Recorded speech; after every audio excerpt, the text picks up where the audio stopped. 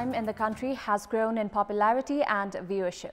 However, a dispute had surfaced between the players and the cricket governing body in Nepal. In a late development yesterday, CAN reached an agreement with the agitating players as all the players will take the field for the closed camp training for the World Cup qualifiers from this morning. Good morning, I'm Sarah Chitakar and these are the headlines of the hour. CPN Mao Centre endorses a 236-member Central Committee handpicked by its chairman Pushpa Kamal Dahal at the closed session of the 8th General Convention yesterday. A corruption case filed against 10 individuals, including Agriculture Input Company MD Netra Bhandari for allegedly embezzling over 1 billion rupees while procuring substandard fertilizers. Sudan's Prime Minister Abdullah Hamdok announces his resignation just weeks after he was reinstated in a controversial deal with the military. And Chelsea comes from 2-goal deficit to play an enterprising draw against Liverpool. The result favours leaders Manchester City, who enjoy a 10-point cushion. CPN Mao Centre endorsed a 236-member Central Committee proposed by its chairman Pushpa Kamal Dahal at the closed session of the 8th General Convention of the party yesterday. The closed session that had remained divided on the issue of consensus or voting off for the past 3 days has finally endorsed Chairman Dahal's hand-picked list of Central Committee members.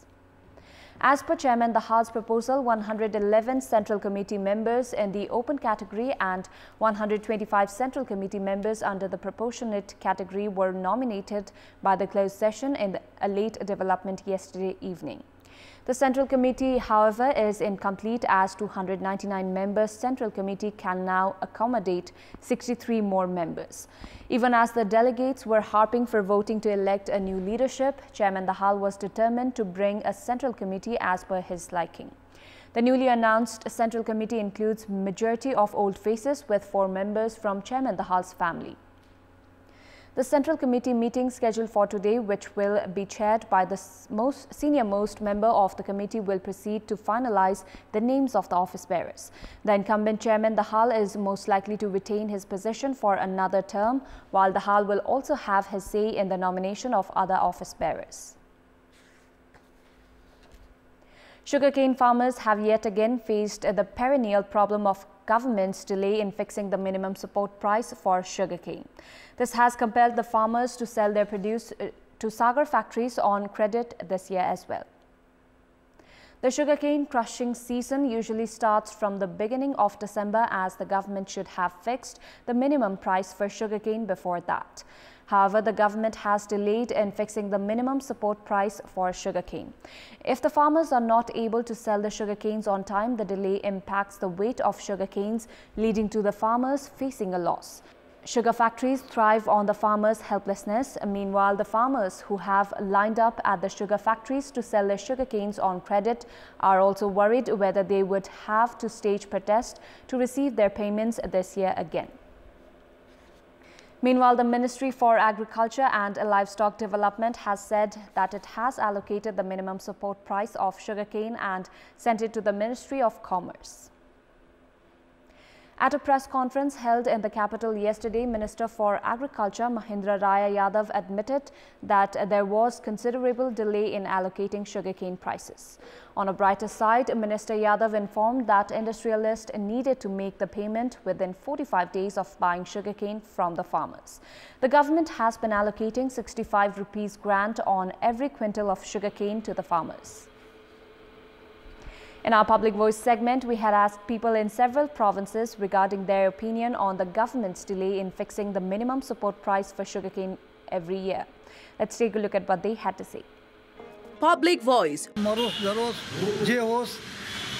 सरकारलाई कुनै मतलब सरकारको पूर्ण रूपमा गैर जिम्मेवारी छ। यो सरकारको मेकानिजम अलि कमजोर भएकोले त यो के रे मुखको मूल्य तोक्न नसकेको हो। किसानलाई व्यवस्था गरेको देखिन्छ। सरकार र उद्योगी बीच तालमेल नमिल्नुको कारणले गर्दा उखुको मूल्य निर्धारण हुन सकेन।